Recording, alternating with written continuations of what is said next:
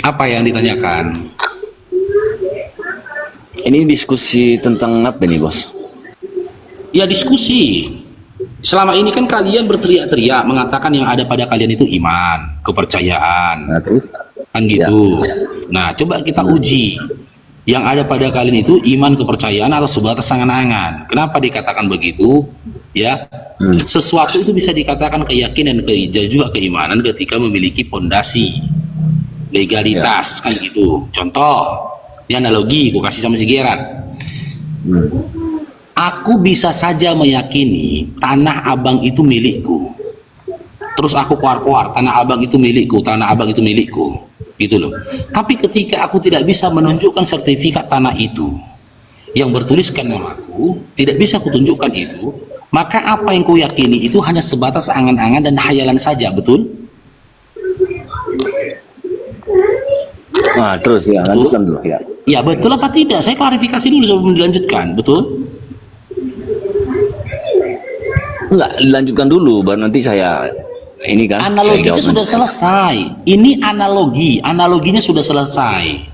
Tapi saya butuh klarifikasi kamu tentang analogi ini tadi. Betul apa tidak? Itu hanya sebatas angan-angan dan hayalan saja ketika saya tidak bisa menunjukkan sertifikat tanah abang itu atas nama saya, betul? Betul, hanya Maksud sebatas saya- hayalan dan angan-angan saya saja. Betul? maksud saya ya, jangan kamu aja yang ngomong kan gitu. Loh, tapi Maksud kami yang saya ngomong. Gimana? Tapi kau Dinda yang nyuruh. Maksud saya gini loh, kalau istilahnya masalah ke situ untuk pembahasannya, nah kita juga bisa juga balik tanya lagi sama Anda kan itu. Apa itu? Jadi kalau masalah agama ini, Bos, kita nggak usah saling menjelek-jelekkan aja gitu kan. Nggak boleh. Memang kita nggak boleh menjelekkan. Nggak boleh itu. Kita nggak boleh menjelekkan gitu loh. Ini makanya kita NKRI ini hanya diadakan nggak ruang diskusi ini tadi supaya kalian tahu kalian berada di mana, kami berada di mana. Gitu loh. Contoh, Anda tadi mengatakan agama itu saling menjelekkan. Nih, izin nih. Berat. Siapa yang mengatakan Kristen itu agama? Ayo. Siapa yang bilang rupanya? Ya, tadi Anda katakan jangan menjelek-jelekkan agama satu sama lain. Yang mengatakan Kristen itu agama siapa? Ajaran Tuhan kami, jangan jadi kalian yang lebih tahu gitu. Oke, ajaran Tuhan kalian. Oke, siapa yang mengatakan kalian punya Tuhan rupanya? Kepercayaan kami. Iya, Apa? siapa yang mengatakan kalian punya Tuhan? Mana verifikasinya kalau kalian punya Tuhan? Di mana tertulis dalam Bible ada sosok yang menyatakan dirinya Tuhan untuk Kristen? Dia dirinya adalah Tuhan Kristen. Dia adalah sesembahan Kristen. Siapa? Tak ada. Gitu loh. Ini bro, karena saya nggak bisa ongkem, jadi saya nggak bisa ngasih tunjuk data kan gitu. Bilang saja Jadi ke saya biar saya buka di sini gitu loh. Karena gini Gerard, makanya saya bilang yang ada pada kalian itu, pada Anda itu cuman hayalan saja. Anda berhayal nggak kebalik bertuhan, gitu. tapi pada kenyataannya Enggak. Anda tidak Bro, gini, bro. bertuhan. Bro, loh itu nggak kebalik gitu. Loh. 72 bidadari, lah 72 bidadari setelah kalian meninggal, ya 72 bidadari nggak hayalan itu. Saya tanya dulu, kamu itu pernah nggak ke surga? Oke. Makanya ada Saya jawab cara ya. agama gitu. Coba. Saya jawab ya, saya jawab. Ya, jawab, Bidadari jawab. dulu ya. Bidadari Nah. dari dulu kan gitu baru pernah nggak ke surga itu yang kedua kan? Iya, iya. Ya oke, bidadari dulu. Ya persoalan perihal tentang bidadari ada validasinya dalam Al-Quran. Di mana di dalam Al-Quran itu salah satu fasilitas yang diberikan Allah bagi penghuni jannah itu bidadari. Tapi jumlahnya 272, 73, 700, 7000 nggak ada. Jumlahnya itu tidak ada dalam Al-Quran gitu loh. Gitu loh. Kalau bidadarinya ada, terus Anda tanyakan, bagaimana Anda tahu tentang Al-Qur'an, tentang surga sementara Anda tidak pernah dari surga. Itulah gunanya kitab suci. Bani Israel pun mengetahui informasi surga ketika Musa membawakan Taurat kepada mereka. Umatnya Nabi Isa alaihissalam juga mengetahui tentang surga ketika Nabi Isa alaihissalam menyampaikan Injil pada mereka. Begitu juga Daud mengetahui informasi surga ketika Daud menyampaikan Zabur pada mereka. Itulah gunanya kitab suci, memberitahukan informasi yang gaib. Kita di dunia, informasi surga dan juga neraka itu gaib untuk kita saat ini. Gitu loh. Tapi begitu nanti kita Itu masuk ke dalam pemahaman surga, agamamu, masuk ke dalam ya neraka, kan? informasi Yang tentang gaib. dunia itu adalah masa lalu bagi kita. Goib. Informasi itu sejarah. Sejarah yang nyata, bukan goib. Ya. Loh Dinda, sejarah Loh. itu menceritakan Sejarah sesuatu yang menceritakan lalu. tentang masa lampau. Itu arti sejarah. Iya, Ya. masa lampau. Nah. Sekarang saya tanya, surga dan Kenapa neraka kamu masa lampau atau masa goib? depan? Berarti sejarah di agama itu goib semua gitu. Kan Anda bilang tadi. Itu dengar Dinda, Waduh. itu framinganmu saja, justice-mu saja, dengar ya. Surga Kamu dengan bilang. neraka itu masa lalu atau masa yang akan datang? Surga dan neraka itu pertanyaannya. Iya, masa lalu atau masa yang akan datang? Kalau pendapat saya itu surga itu apabila kita meyakini benar-benar sungguh-sungguh, Saya nggak tanya itu. ya kan? Itu tentang Saya nggak iman. tanya itu. Iya, saya nggak tanya itu, tapi yang saya tanyakan, surga itu masa lalu atau masa yang akan datang surga? Oke, ya saya jawab ya. Kalau surga itu, kalau menurut saya, kalau di agama kami ya kan? Kalau di agama kami itu, Apa agama Anda rupanya? apabila kami Agamamu meyakini, apa rupanya? Agamamu apa? ya saya Kristen. Kenapa? Siapa yang bilang Kristen itu agama? Bahkan dalam KPR Kamu tadi yang 11 ketika dengar dulu Dinda, Ajaran. makanya saya bilang, saya hadir di sini menyadarkan kalian dari hayalan dan angan-angan kalian. Hayalan dan Kalian angan-angan itu yang kalian harus mengatakan disadarkan. itu agama, tapi realistis, realita yang ada, ya ketika Paulus memperkenalkan Kristen dalam KPR 11 nomor 26, disebut Kristen, bukan agama kepercayaan Kristen. agama. Oke lah, yang kamu bilang tadi nggak agama. Dinda, jangan katakan kepercayaan lagi, tapi angan-angan. Hayalan, jangan lagi kau katakan kepercayaan. Sebuah Al-Quran kepercayaan itu itu harus dari- punya validasi loh Dinda. Dari Jibril ya. Loh Turun. kok dari Jibril? Kapan pula Jibril bawa Kristen? Kamu yang saya tanya Kapan kamu. Jibril bawa Al-Quran Kristen, kamu coba? itu, ya. Kayaknya dari malaikat Jibril datangnya. Loh, kapan malaikat Jibril bawa Kristen? Kapan? Di mana datanya malaikat Jibril datang bawa Di Kristen? Di Al-Quran mana saya datanya? bilang, bukan ke agama kami. Saya balik nanya lagi sama kamu. Kok jadi ke aku lagi?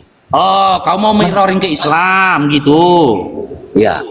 Oke, Kan tadi berarti saya fix udah dulu ya. kamu tanya. Ya, fix dulu ya. Iya. Ternyata Kristen bukan agama dan Kristen itu cuma sebatas hayalan. Lalu kau mirroring ke aku tentang Islam, oke? Ajaran. Ajaran kasih Tuhan yang memberikan supaya perbuatannya sama seperti yang kami imanin, Tuhan Yesus Kristus. Kapan? Biarlah jalan kebenaran buat kami. Loh, jangan kau Yesus? bantah ajaran agamamu. Loh, Validasi loh, Gerat. Loh. Dinda Gerat. Muhammad Validasinya apa yang mana? diberikan kebenaran? Coba. Mana Coba saya validasi tanya. dari Yesusnya? Validasi dari Yesusnya mana? Kapan Yesus menganjurkan supaya kau jadi Kristen? Kapan? Kamu juga. Kapan Yesus Banyak. berkata, inilah ajaran yang kusampaikan Murid-muridnya. untuk Kristen-Kristen. Ya kan? Sampai orang-orang Kapan validasinya, Pak? Nah, kau baca sejarah. ini loh Gerat, bisa tenang. Ya. Gerat bisa tenang pelan-pelan, pelan-pelan Gerat. Gini Gerat. Pelan, sabar dulu Gerat. Sabar dulu Dinda ya. Saat ini Itu kamu ada sedang saksinya, loh. berdiskusi. Sabar dulu, Tentang sabar pengajaran dulu. Injil Tuhan Yesus Ya, Kristus ada saksinya. Nanti kamu Ya, Pak. paparkan ke saya, boleh. Tapi saya kasih dulu kamu kerangka berpikirnya. Ya Gerat ya. Yang kamu hadapi saat ini adalah salah satu apologet Islam yang paling ditakuti seluruh apologet Kristen. Termasuk ditakuti para pendeta. Kenapa mereka takut ke saya? Karena saya memahami betul isi Bible kalian. Dan ketika kalian berbicara, lawan Kenapa bicara, saya lawan harus diskusi takuti kamu? bicara, dengar dulu lah Manusia itu nggak Gerat. perlu takuti. Lah. Ya dengar dulu, nanti kau patahkan, gantian kita. Sama aja kok kayak Kamu apologetis dan lain apologetis, kamu. aku timpal-timpal suara. Dengar dulu. Kenapa mereka takut diskusi ke saya? Karena saya pasti meminta data ketika dia berbicara. Tadi kau katakan, Yesus Tuhan Anda yang Anda hayalkan jadi Tuhan Anda, mengajarkan Hayalkan. Anda menjadi Benaran. untuk mengajarkan kasih kepada Anda yang beragama Kristen. Maka saya tanya validasinya. Di mana Yesus pernah mengajarkan kasih untuk Kristen? Di mana? Sementara ketika Yesus hidup di atas bumi ini, waktu itu Kristen itu belum ada. Kristen itu ada, diadakan oleh Paulus di Antioquia yang tertulis dalam KPR 11 nomor 26. Setelah Yesus diangkat ke langit, Yesus gak pernah bertemu dengan Kristen. Bahkan ketika Yesus melakukan mukjizat, tak ada satu mukjizat pun. Dengar dulu Gerat, biar kau dapat kerangka berpikirnya gitu loh. Jangan sikit-sikit numbalkan Yesus. Bahkan ketika Yesus melakukan mukjizat di atas bumi ini, jangankan pengajaran mukjizat, tidak ada satupun mukjizat yang pernah dilakukan Yesus untuk umat Kristen, nggak pernah. Karena memang nggak ada Kristen itu di zamannya Yesus gitu loh. Yesus memberi makan 5.000 orang pada masa itu. Apakah di antara 5.000 orang itu ada Kristen? Tidak. Yesus menyembuhkan orang sakit, membangkitkan Lazarus dari kematian. Apakah Lazarus Kristen? Tidak. Bahkan ke-12 muridnya Yesus pun tidak Kristen. Gitu loh. Makanya bedakan, kalau kau tidak bisa menunjukkan data, memberikan validasi, yang kau sampaikan itu cuma sebatas angan-angan dan hayalan saja, Gerat. Tapi kalau kau mau membuktikan yang ada padamu itu adalah informasi yang valid, sebuah kepercayaan dan iman yang ada pada dirimu, yang memiliki validasi, sebut tertulis di mana Yesus pernah mengajarkan kasih kepada Kristen. Tapi ketika aku bertanya, sebut ya di mana Yesus pernah mengajarkan kasih kepada Kristen. Ya, kau mau narasikannya harus ada konteksnya, kasih dan juga Kristen. Jangan lari kemana-mana. Ya, Babang Faruk hadir di sini untuk mengingatkan kalian, menyadarkan kalian adik-adik Oten, supaya kalian sadar kalian itu sedang berhayal. Silakan Gerat, mana datanya? Data Gerat ya. Silakan Gerat.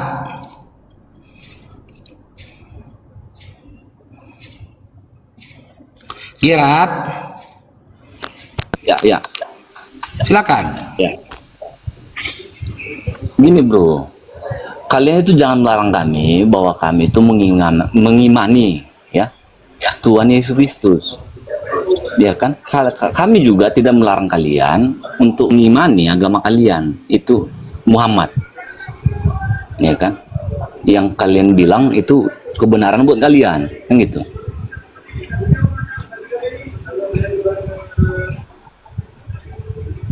Sudah. Yang kalian bilang Yesus itu ya kan iblis lah, ada itu dari agama kalian bilang yang Sudah. digantung di salib lah, jemuran lah, kan gitu kan. Nah, jangan sebaliknya yang lain-lain nanti bicara begitu lagi dari agama yang lain sama kalian nggak terima gitu.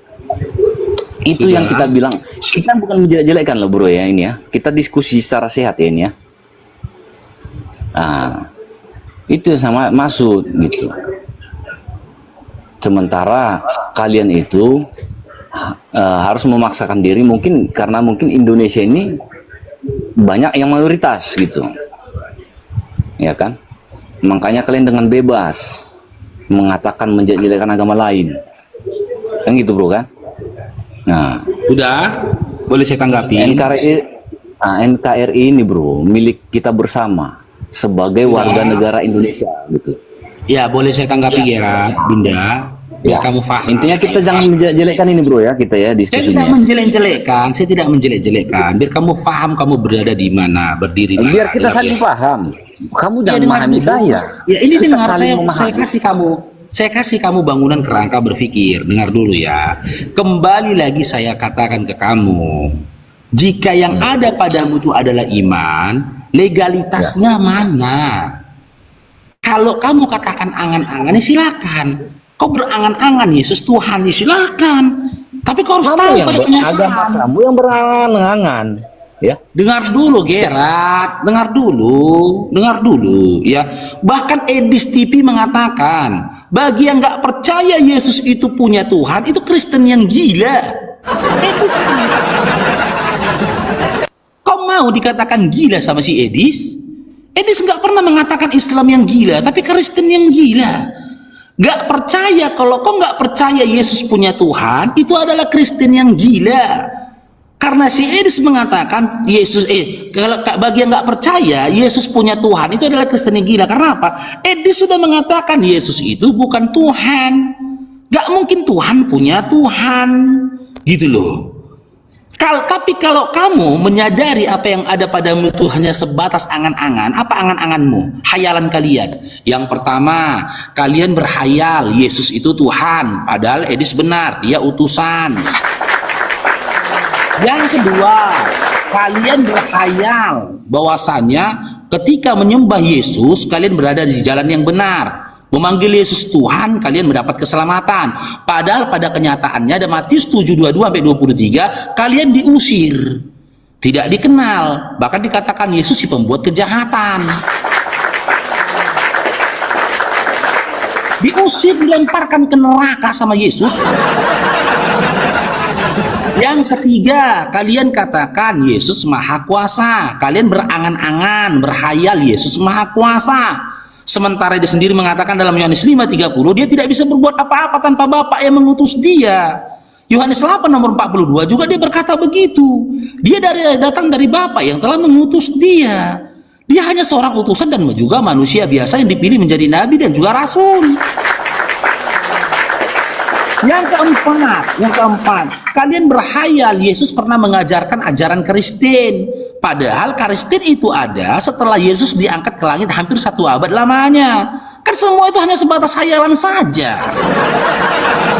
Tapi kalau kalian dengan jujur mengatakan, dengan jujur kau mengatakan, Gerat, apa yang salah ketika aku berhayal Yesus Tuhan? Itu urusanmu. Jangankan menghayalkan Yesus Tuhan, tutut panci pun kau hayalkan jadi Tuhan, itu urusanmu. Tapi setidaknya kau tahu berdiri di mana. Kau berdiri di atas hayalan, bukan di atas iman. Untuk membuktikan kalau kau memang yakin berdiri di atas iman, mana datanya? Yesus mengatakan dirinya Tuhan dan juga sesembahan. Yesus pernah menyebut Kristen. Yesus pernah memberikan pengajaran Kristen. Yesus pernah menjanjikan keselamatan untuk Kristen atau yang manggil dia Tuhan dan juga menyembah pada dia. Mana datanya? Kalau nggak bisa kalian tunjukkan validasi dari Yesus, maka yang ada pada kalian hanya sebatas angan-angan dan juga hayalan saja. Paham sampai di sini, Gerat?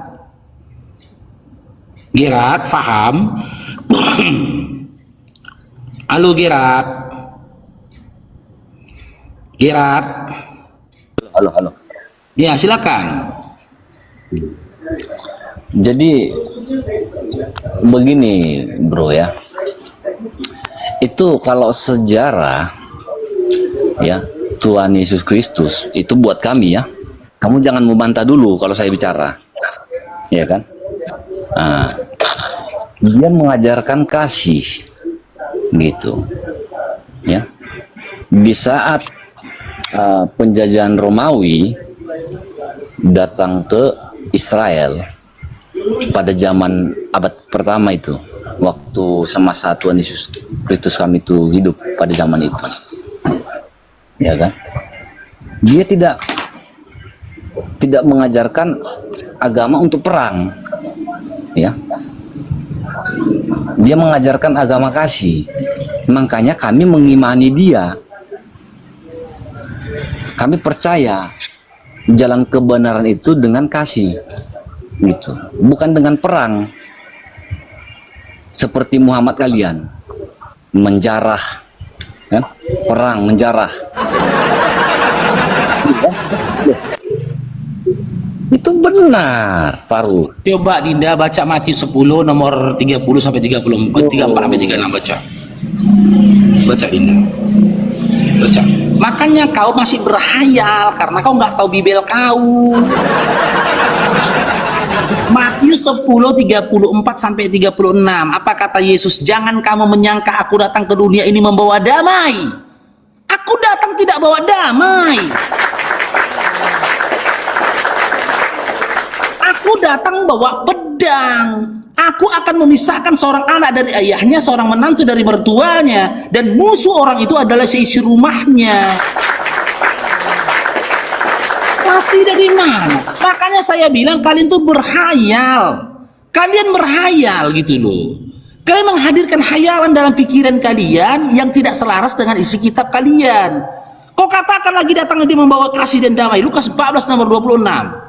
Jika seseorang datang kepadaku dan dia tidak membenci ayahnya, ibunya, istrinya, anak-anaknya, laki-laki maupun perempuan, saudara laki-laki dan perempuan, bahkan dirinya sendiri, dia tidak layak menjadi muridku. Lukas 19:27.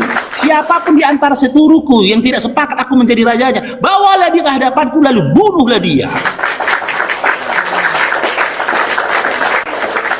Lalu kau katakan lagi tentang harta rampasan perang. Baca dalam Bilangan 31 nomor 17 18 sampai dengan 37 sampai dengan 44. Tuhan siapa yang meminta jatah harta rampasan perang termasuk 32 perawan?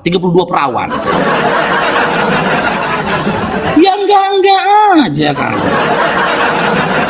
Baca itu Bilangan 31. Perawan disuruh, ya enggak, wanita yang enggak perawan disuruh bunuh.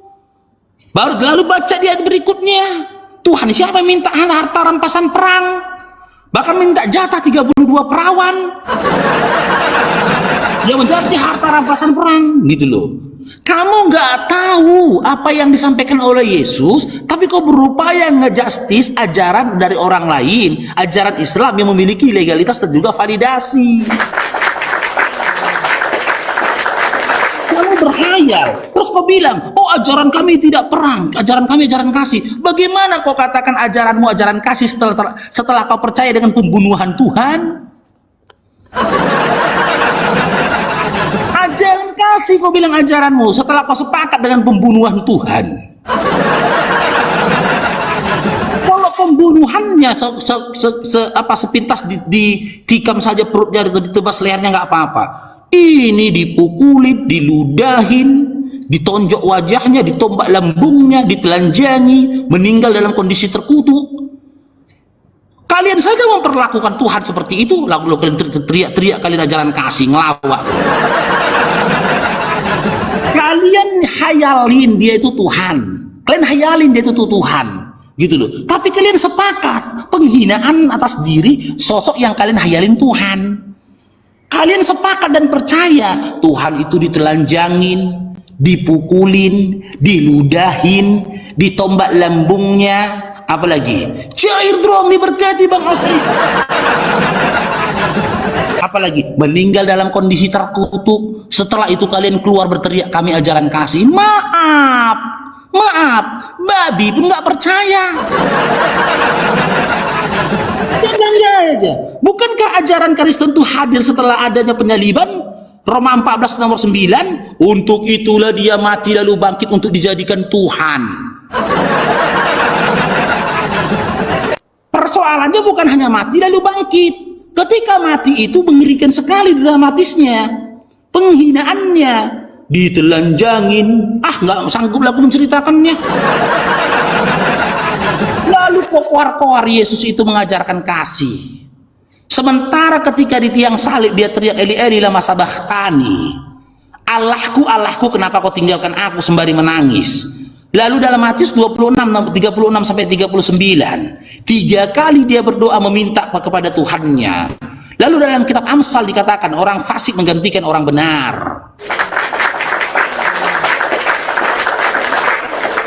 Lalu ketika kalian mendapat berita tentang Yesus seperti itu, kalian tepuk tangan riak kalian. Ini mana kamu aja yang bicara, mana kasih kalian? Seorang nabi masa bisa diracunin? Coba kau terangkan. Tuhan bisa diludahin, dibunuh, kau percaya? Tuhan loh, jangankan nabi-nabi manusia gitu. Tuhan bisa dibunuh sama manusia aja, kau percaya kau? Coba Tapi Tuhan Masa kami kelompok kau masuk ke gugat surga. ketika ada manusia yang bisa dihasut apa bisa dijahatin oleh manusia? Itu masih biasa ketika ada informasi mengatakan seorang nabi berupaya diracuni, akan tetapi racun itu tidak bermanfaat atas diri dia, tak bisa mencelakai dia karena dia langsung tahu bahwa itu adalah racun. 4 tahun setelah itu baru dia meninggal dunia. Orang dengar ya, oh iya wajar. Nabi kan manusia. Tapi kalau dibilang ada informasi, saudara-saudara sekalian, hari ini kita mengkabarkan kematian Tuhan, di mana Tuhan ditangkap di Taman Getsemani, ditelanjangi, dipukuli, diludahi, dibelbeli, berdarah-darah, sampai dengan ditombak lambungnya, minum racun maut, lalu meninggal dunia dalam kondisi terkutuk. Orang yang mendengar informasi itu akan mengatakan kepadamu, kok gila? Kok gila? Kenapa? Yang pertama, Tuhanlah tempat kita bergantung, bukan Tuhan yang digantung. Yang kedua, Tuhanlah yang menetapkan hidup dan matinya manusia, bukan manusia yang menetapkan waktu hidup dan matinya Tuhan. Tuhan yang menetapkan hukuman dan mengadili manusia, bukan Tuhan yang diadili seperti yang tertulis dalam Lukas 22. Kau baca Lukas 22 dari nomor 15 sampai seterusnya. Tuhan diadili di depan Pontius Pilatus. Cobalah. Di mana logikanya Tuhan diadili? Ya itu diberkatilah kalian ini. Cuman ketika kalian berkhayal, kalian nggak pakai otak. Ya enggak aja. Agamamu itu yang ada berkhayal, jenderal, dengar dulu lah Gerard, belum selesai aku. Jenderal, kalau ada orang yang percaya seorang jenderal bintang 4 diadilin sama satpam, orang yang percaya itu diragukan tuh kewarasannya. Gila itu. Itu gila itu. Ada bilang seorang jenderal bintang 4 dihakimi, diadili oleh satpam. Orang jangan kan kamu aja "Oh, ngomong." gila apa kau? Orang kan berkata begitu gitu loh. Ini kalian lebih gila dari atas orang gila. Kegilaan kalian di atas rata-rata kegilaan kalian. Kenapa? Kalian percaya Tuhan diadili di Pontius Pilatus. Coba Tuhan Kenapa diadili disebut di depan Muhammad pengadilan itu Nabi agama, cabul? Gerard. Karena anak di bawah umur dinikahin. Kenapa disebut Muhammad itu Nabi cabul? Oke. Kategori anak di bawah umur usia berapa? Jangan dulu di media teman-teman. Ini biar kita telanjangin ini khayalan orang ini, biar kita telanjangin. Kategori anak di bawah umur, dikatakan anak di bawah umur usia berapa? Ya, silakan. Faruk, istrimu aja telanjangin. Jangan kau bilang telanjangin. Seperti Muhammad itu. 13 lubang di Oh, kau udah menghujat kau, turunlah kau. Aduh. Wih. Udah menghujat kau, udah nggak on cam, emosi menghujat. Kalah debat menghujat.